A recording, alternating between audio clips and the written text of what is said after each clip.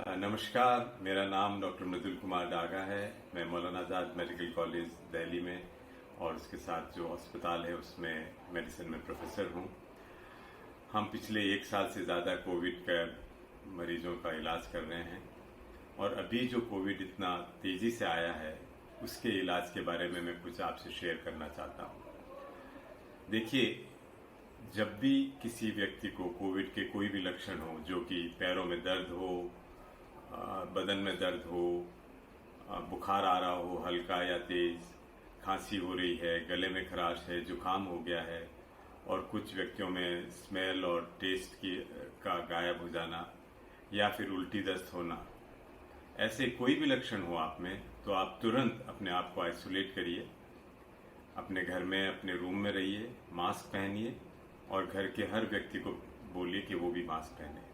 और आप किसी के संपर्क में आए हैं तो उन्हें भी बोलिए कि आपको कोविड हुआ है और वो भी ध्यान रखें। दूसरी बात, बहुत सारी दवाइयाँ मैं देख रहा हूँ कि मेरे डॉक्टर लोग लिख रहे हैं ऐसे मरीजों को, और जिनमें जो कॉमन मेडिसिन हैं, एजिथ्रोमाइसिन, आइवरमेक्टिन, डॉक्सीसाइक्लिन, सबको लिखी जा रही है। फेबीफ्लू, जिसको फेविरापेविर कहते हैं, वो भी। अब ये पता लग गया है बहुत सारी स्टडीज़ में कि इन दवाइयों का कोई खास रोल नहीं है।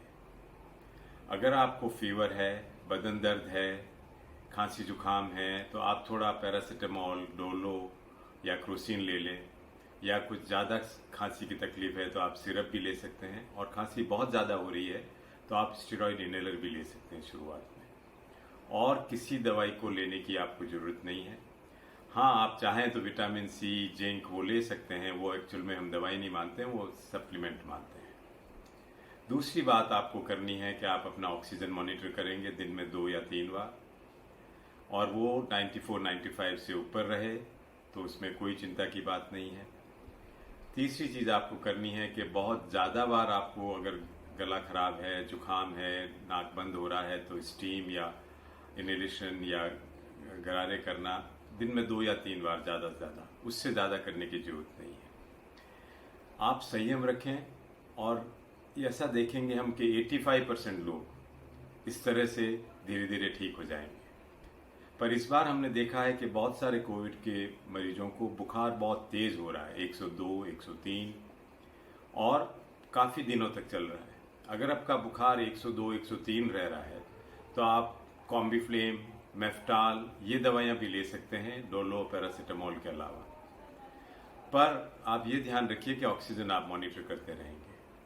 दूसरी बात, मैंने ये भी देखा है कि बहुत सारे डॉक्टर्स पहले दूसरे दिन ही आपको स्टेरॉइड की दवाई देना शुरू कर देते हैं। वो बिल्कुल गलत है, वो उल्टा आपको नुकसान पहुंचा सकती है। छठे 7वें दिन भी अगर आपका बुखार नहीं टूटा है, तब आपको ज़रूरत है कि आप डॉक्टर से संपर्क करें फिर से। आप अपने कुछ ब्लड टेस्ट कराएं जिसमें कंप्लीट ब्लड काउंट और इन्फ्लेमेटरी मार्कर्स होते हैं, वो करें। और ऑक्सीजन को मॉनिटरिंग आप ऐसे करें कि आप बैठे हुए करें और 6 मिनट चलने के बाद फिर ऑक्सीजन चेक करें। अगर वो लेवल आपका ठीक रहता है तो आपको घबराने की जरूरत नहीं है।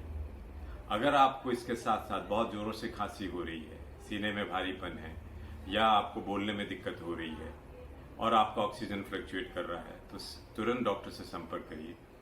94 से ऑक्सीजन कम है तब आपको ज़रूर स्टेरॉइड की दवाई की ज़रूरत पड़ेगी। आपको उस टाइम ब्लड थिनर भी लेने की जरूरत पड़ सकती है, पर बिना संपर्क के आपको ये नहीं करना है। उल्टा भी लेटें, अगर आपका 94 से कम हो रहा है ऑक्सीजन सैचुरेशन, जितना उल्टा लेट सकते हैं उल्टा लेटें, साइड में लेटें, पर घबराएं नहीं।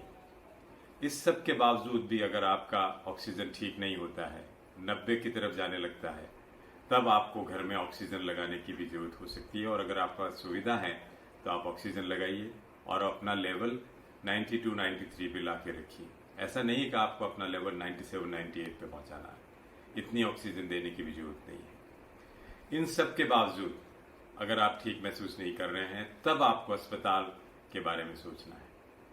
सो ये मैं फिर आपसे कहना चाहता हूँ, शुरू के दिनों में स्टेरॉइड नहीं लेना। दूसरा, सीटी स्कैन जो लोग करा रहे हैं 5वें दिन, 6ठे दिन, 4थे दिन, उसकी भी कोई जरूरत नहीं है। आपके सिम्टम्स, आपका बुखार, आपका ऑक्सीजन लेवल, ये इंडिकेट करता है कि आपको दवाई स्टेरॉइड की या कोई और कब शुरू करनी है, या फिर आपको ऑक्सीजन कब लगाना है। सीटी स्कैन इलाज नहीं है। सीटी स्कैन अगर डॉक्टर एडवाइस करता है, आपको सिम्टम्स बढ़ रहे हैं, आपका ऑक्सीजन फॉल कर रहा है, आप भर्ती हो रहे हैं, तब जरूर हो सकता है कराना पड़े, लेकिन वो इलाज नहीं है। वो केवल आपका असेसमेंट करने के लिए है। सो ध्यान रखिए इन सब बातों का, संयम रखिए और आप जल्दी ठीक होंगे। आपको चिंता करने की जरूरत नहीं।